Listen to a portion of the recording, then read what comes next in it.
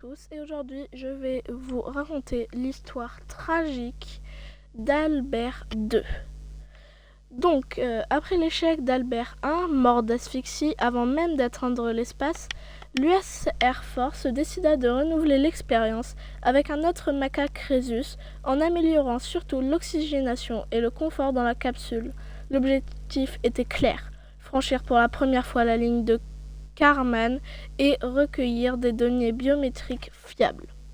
Qui était donc Albert II? Son espèce, les macaques Rhesus, donc Macaca mulata. Son objectif était, comme toute la lignée des Albert, atteindre plus de 100 km d'altitude et revenir vivant grâce à un parachute de récupération.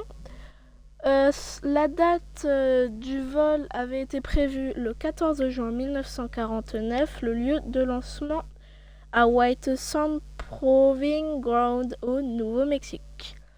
Donc, quelles sont les caractéristiques de la fusée? Donc, c'est une fusée V2 modifiée, donc une fusée allemande capturée. Et donc une hauteur de 14 mètres avec un diamètre de 1,65 mètres.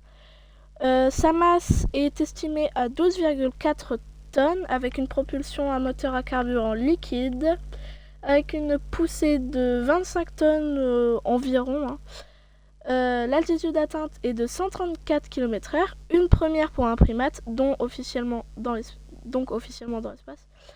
Donc les modifications par rapport à Albert I, donc le système d'oxygène a été amélioré et il y a eu un harnais plus stable, pour le tenir, je suppose. Et les instruments aussi qui ont été améliorés pour mesurer la respiration, le rythme cardiaque et la température. Alors donc le décollage s'est très bien passé. De ce qu'on sait, le décollage s'est bien passé. Et donc l'ascension jusqu'à 134 km/h, dépassant la limite symbolique des 100 km/h qui sépare environ l'atmosphère de l'espace, même si à cette altitude il reste encore des résidus d'air, d'atmosphère et tout. Et donc les capteurs enregistrèrent avec succès toutes les données physiologiques pendant toute la phase ascendante et le début de la descente. Mais donc, qu'est-ce qui s'est passé? Lors de la rentrée atmosphérique, le parachute de la capsule échoua à s'ouvrir correctement. Et donc, la capsule s'écrasa dans le désert à grande vitesse. Et comme vous pouvez l'imaginer, Albert II mourut instantanément de l'impact. Ce qui était une réussite pour l'US Air Force. Si je me trompe pas, c'est ça. Oui, c'est ça. L'US Air Force voulait envoyer un primate dans l'espace. Et même s'ils n'ont pas réussi à le faire redescendre, c'était une petite victoire pour eux. Maintenant, l'autre objectif était de le faire redescendre vivant. Ils ont eu tous les capteurs qui ont fonctionné bien.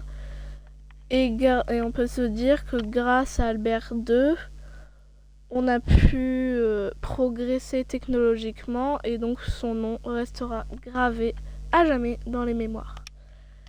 Si cet épisode vous a plu, donc je vous encourage à aller voir l'épisode sur Albert I, l'épisode qui sortira prochainement sur Albert III et Albert IV. Albert IV qui a eu, je crois, le même destin, c'est-à-dire que le parachute ne s'est pas ouvert, mais ça, on le verra dans une autre vidéo. Et donc, bonne journée à tous.